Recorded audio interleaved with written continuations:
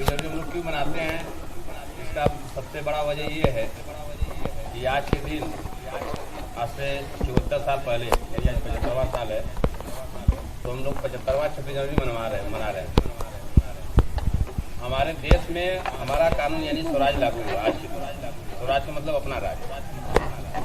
अंग्रेज लोग ये उनके जहन में था, दिमाग में था कि भारतीय कभी भी अपना कानून नहीं बना सकते।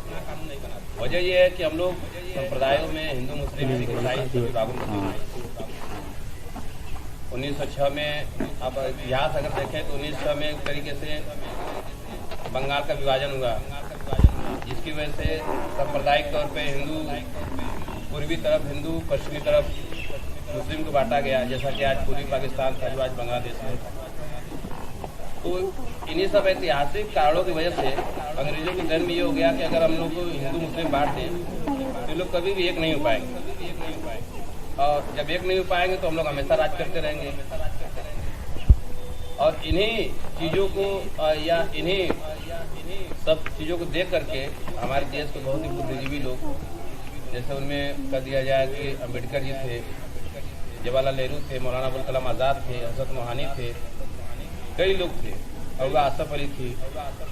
तो हिंदू मुस्लिम सभी लोग मिल करके हमारे देश का संविधान बनाए, और उसमें जो ड्राफ्ट कमेटी के जो मेन जो अध्यक्ष थे, उनको अम्बेडकर जी कहा जाता है, डॉक्टर भीमराव अम्बेडकर, उन्होंने मेन संविधान को ड्राफ्ट किया। ड्राफ्ट करने का मतलब होता है कि सारे लोगों ने उसमें अपना विचार दिया और उन्होंने उस विचार को एक रूप दिया। इसलिए अम्बेडकर जी का नाम सर्वोपरि है, इसलिए उनका नाम सबसे पहले लिया जाता है। संविधान निर्माण में कई चीज़ें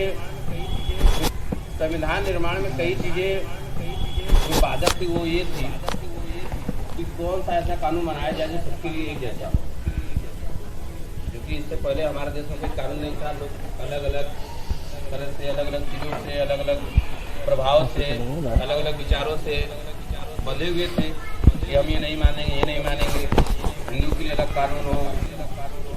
हमारे देश का संविधान बनने में 2 साल 11 महीने 18 दिन, पूरे 2 साल 11 महीने 18 दिन लगे। और शिक्षा का जब स्तर बढ़ता है, जब हम लोग के अंदर शिक्षा आती है, तो वैसे ही लोग इकट्ठे होते हैं और लोग इकट्ठे होकर के दूसरों को जागरूक करते हैं। इसलिए मैं अपनी बात को एक बार विराम देता हूँ। आप सबको एक बार फिर से सभी लोगों की ढेर सारी शुभकामनाएं।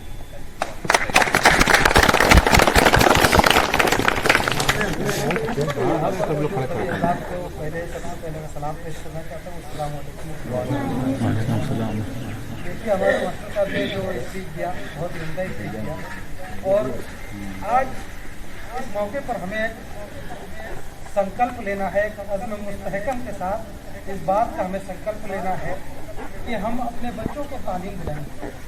इसलिए कि आज जो हमारे देश में नफरत फैलाने का काम कर रहे हैं चंद लोग हैं, और जो काम अंग्रेजों ने किया था कि बांटो और राज करो, आज वही काम हमारे देश के कुछ ताकतवर लोग कर रहे हैं कि देश को बांट रहे हैं, हिंदू मुस्लिम में बांट कर राज करने की कोशिश कर रहे हैं, कर तो लिहाजा इसके लिए सबसे ज़्यादा ज़रूरी है कि हमें तालीम हासिल करनी चाहिए।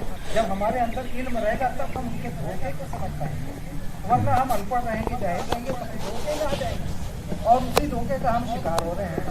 और सबसे अफसोस की बात यह है कि मुस्लिम कौम ये वो कौम है जिसके ऊपर हमारे नबी सल्लल्लाहु अलैहि वसल्लम ने इल्म हासिल करने को फर्ज करार दिया है।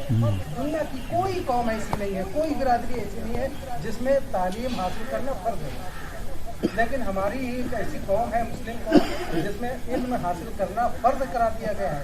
और सबसे अफसोस की बात यही है कि यही कौम इल्म से दूर नजर आती है। तो लिहाजा हमें एक संकल्प लेना है, एक अज़्म के साथ आगे बढ़ना है कि हम अपने बच्चों को तालीम दिलाएंगे। हमारे महाराजा के सादात ने नारा दिया कि हम आधी रोटी खाएंगे, बच्चों को पढ़ाएंगे, लेकिन जिन्होंने नारा दिया आज हम उनका नारा लगाते हैं, लेकिन उनके पैगाम पर अमल नहीं। हमें नारा लगाने की ज़रूरत नहीं, हमें उनके आकाम, उनके पैगाम पर अमल करने की ज़रूरत है। इन चंदे के बातों के साथ मैं अपनी गुफ्तगू खत्म करता हूँ। वालेकुम सलाम।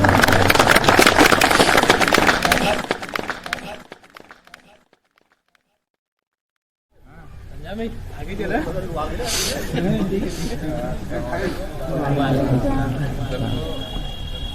जनवरी की ढेर सारी बधाई, ढेर सारी शुभकामनाएं।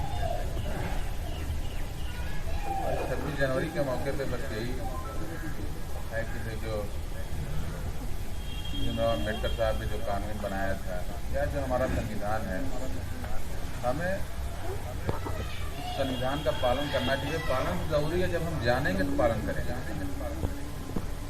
जानना भी बेहद जरूरी है कि संविधान क्या है, क्या कानून बना है सबके लिए।